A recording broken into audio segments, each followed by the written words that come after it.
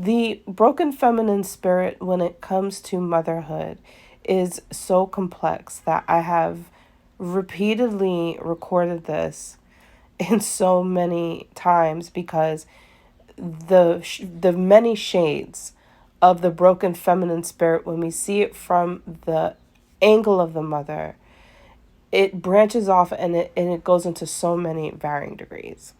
So in this video of part 3 of the broken feminine spirit, I'd like to look at the relationship of a codependent feminine energy versus a hyper independent feminine energy, and how they are both lacking, but they don't see, right, why it is, or where it's coming from.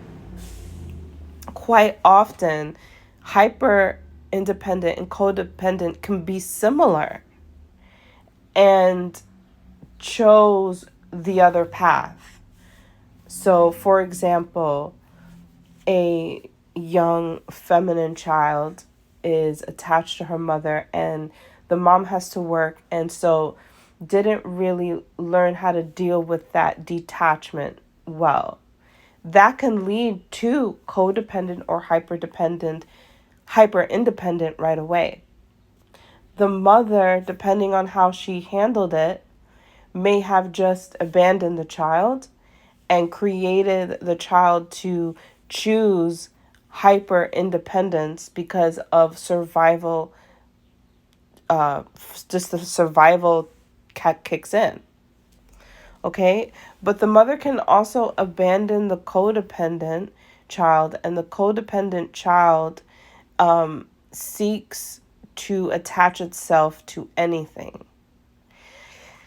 And so you'll have these two entities that actually can see into the other. So the codependent will look into the hyper independent feminine and see that she is lacking empathy.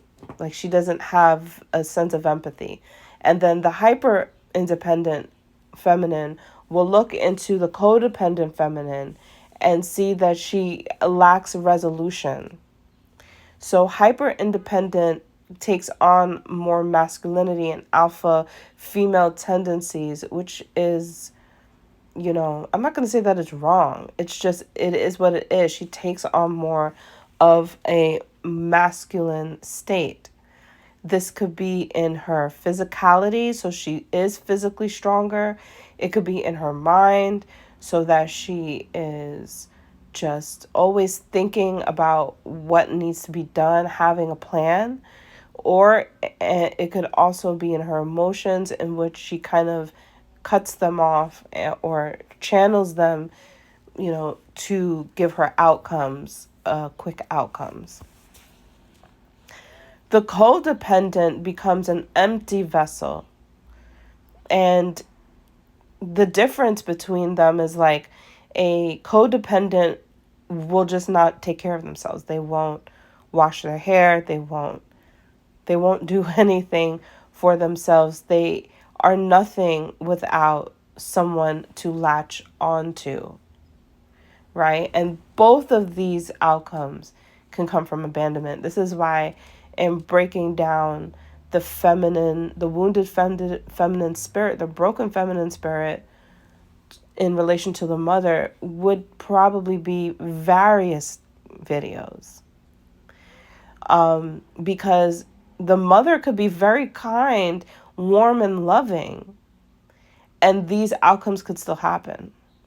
Or the mother could exhibit more jealousy and more harshness and more of a firm hand, and these situations would also both exhibit. So just off of the topic of abandonment alone, the situation starts to break the feminine spirit.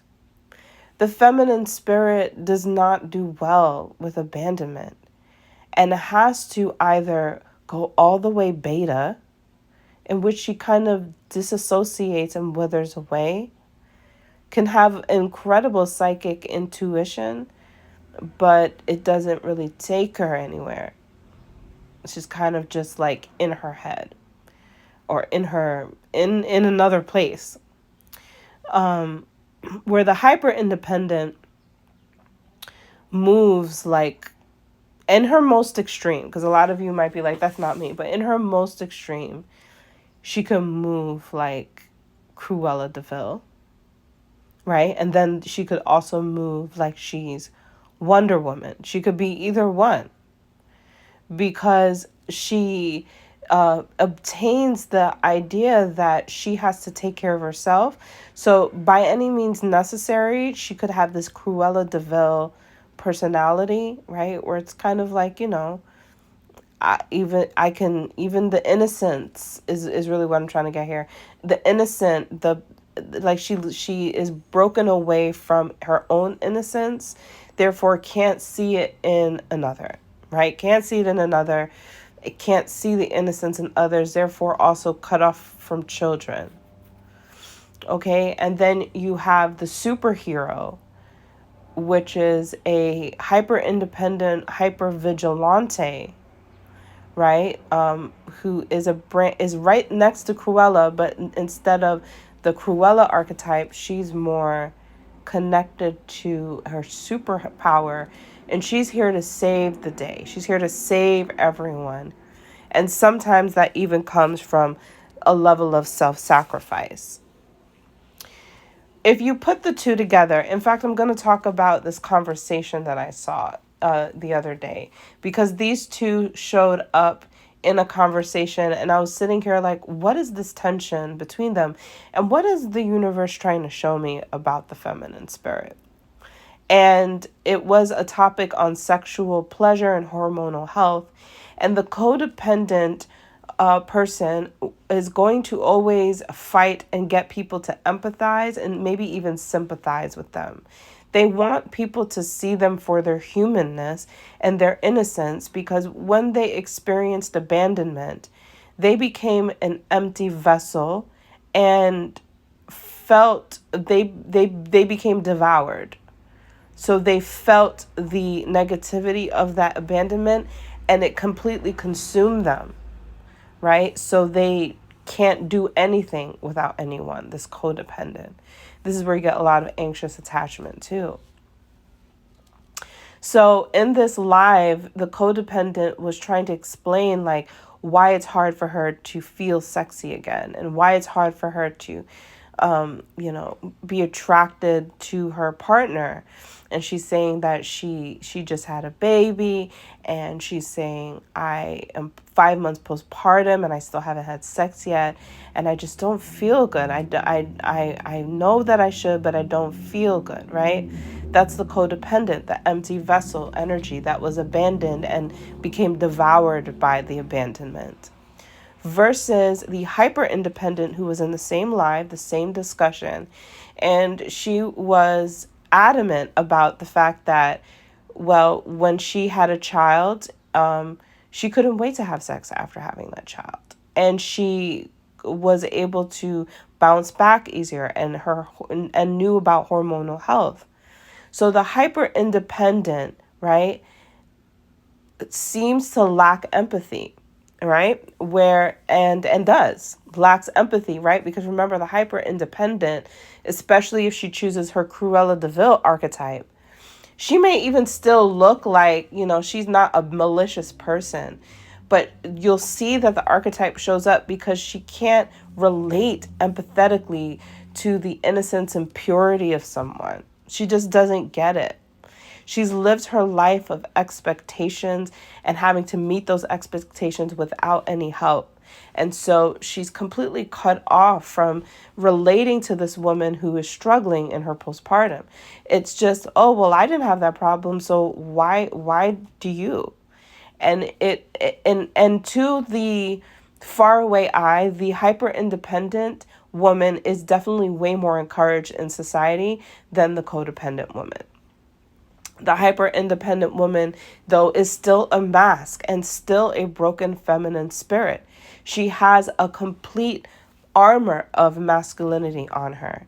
And it shows up either physically in her body. She could be physically like just strong. She could be physically very, very sexy.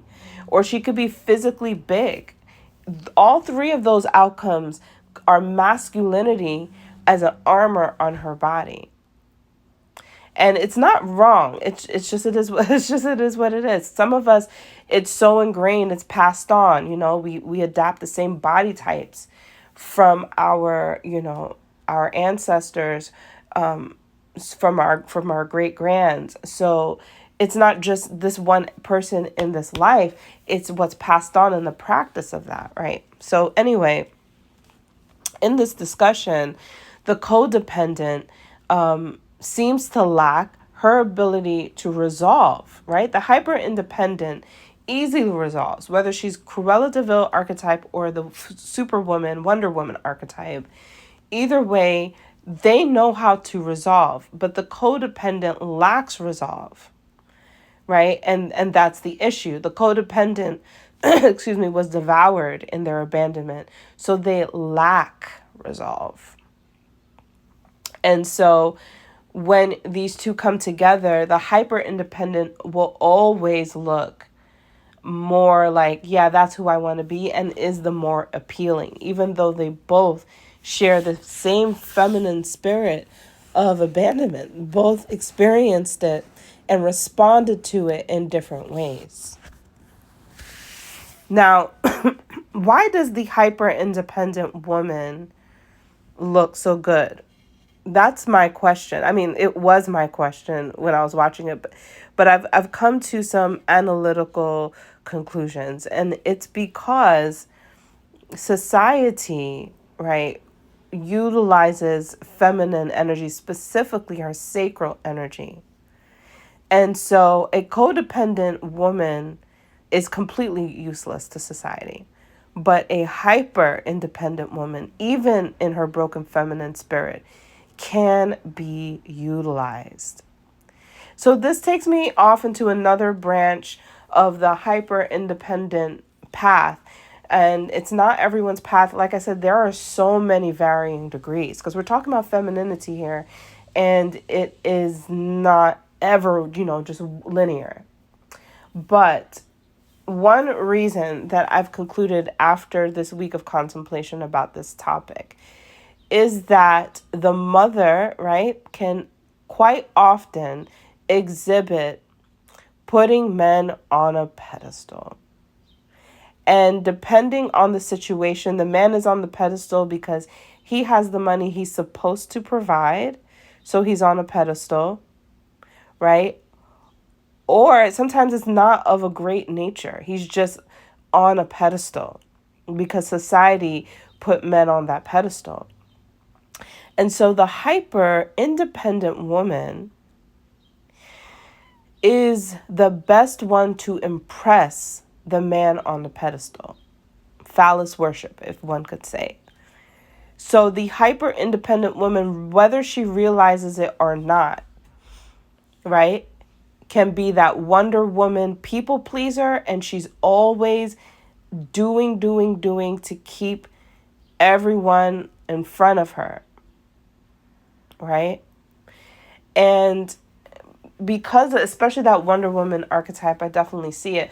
But I see it in the Cruella de Vil archetype too, because these could be the girls who are like the bad bitches who don't care as long as they get their money. But who are they getting it from? The men, right? They're not cultivating communities, growing it out of themselves. They're just robbing the men, or coercion, or manipulating, teasing, whatever those things are. That's when it comes from part 2. So the broken feminine spirit in her hyper independence is the best one for the job in what the patriarchal society had cultivated, because she can be motivated to impress the man. And this turns her on too. This turns her on. It does come from a sexual space just as well. And I think going back to this conversation, it makes sense when these two women were talking about feeling sexy and hormonal health, that the codependent is completely useless. So life for the hyper independent seems to be the best one, because she can take care of everything. She impresses her man. She's the golden child. Golden child is a word that is used in other psychological terms, I think. So she's just the diamond. Let's call her the diamond. Yes, it's perfect. She's the diamond under pressure. And if referring back to this conversation, she has pride in it. So she's locked up in her broken feminine spirit.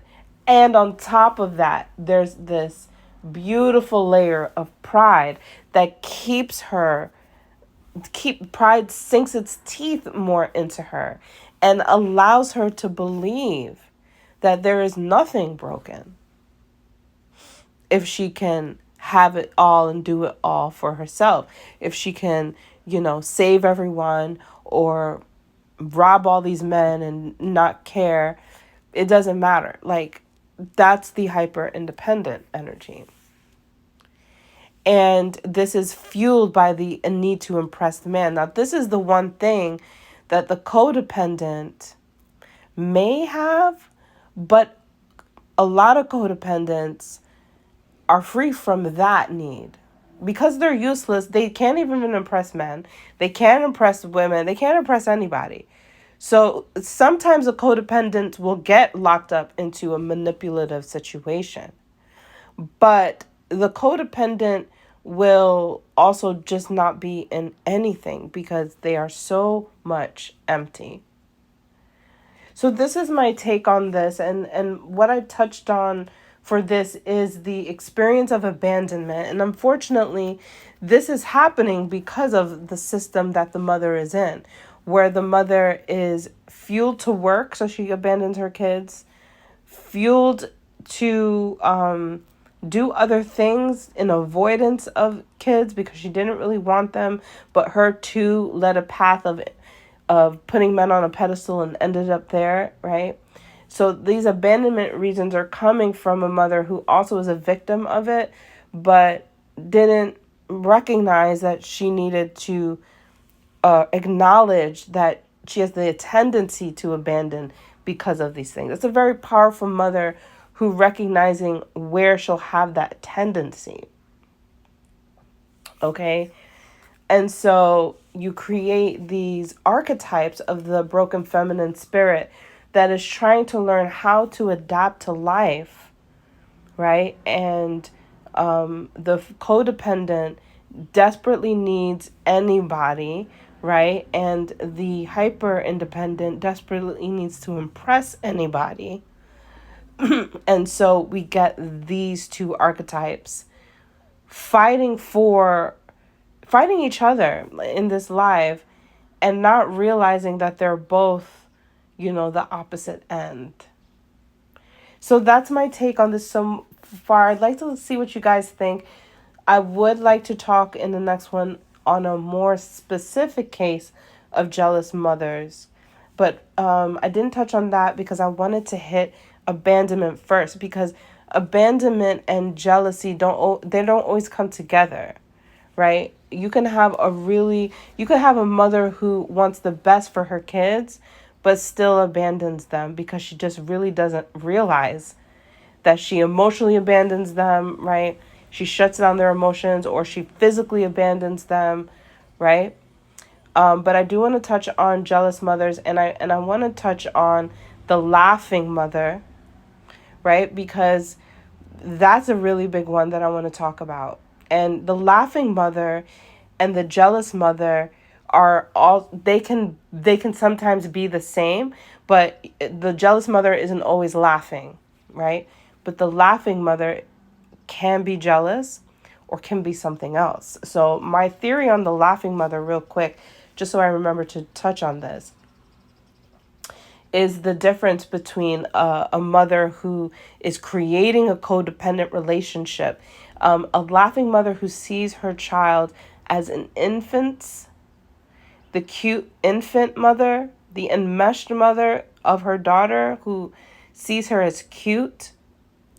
And so this is a situation where they never can detach, because as baby phase is so hard to let go of, but mother does not ever let go of it. And to a degree, this happens with all mothers because they all feel, that warm feeling of being with their child. And so they really, really like are connected to their child from that infancy stage. But if you are constantly relating to the child in that infancy state and you're laughing, oh, you're so cute. And they're like, they're like 6 and 7 and 8 and 9. And then by their teenagers, they want to be like bosom buddies. And there is a friendship that's cultivated between mother, but it's like, if you guys have ever seen Mean Girls, it's like Regina George and her mother, where the mom is really trying to be in. That can also happen. Or sometimes the mom isn't trying to be, cool and hip and young, but she just still infantilizes her daughter, infantilizes the feminine spirit. So the feminine never grows up. And that creates a broken feminine spirit too, because a feminine who can't take care of herself in a gentle, graceful way, right? Because the mother is always taking care of her, or the mother's just always treating her like she's infant. You'll see that as well. I just got to say that part is really important. But then you have another aspect of the laughing mother, which actually is jealous. And they see you critically or jealously. It doesn't matter. It could be critically or jealousy. They're both the same. But she's laughing at you from a superior way. That's absolutely also a part of the jealousy. And then you have the jealous mother archetype that isn't quite the laughing mother, but she's more of like the ferocious, angry mother or other archetypes. So this is why I'm saying like the varying shades of this is really a lot to touch on. And I really need help. I need a lot of help to get everyone's stories, to understand them so that I can deep dive, observe, and come back with my take on it. So I'd love to hear what you guys think about this, and I'll see you in the next video. Peace and love.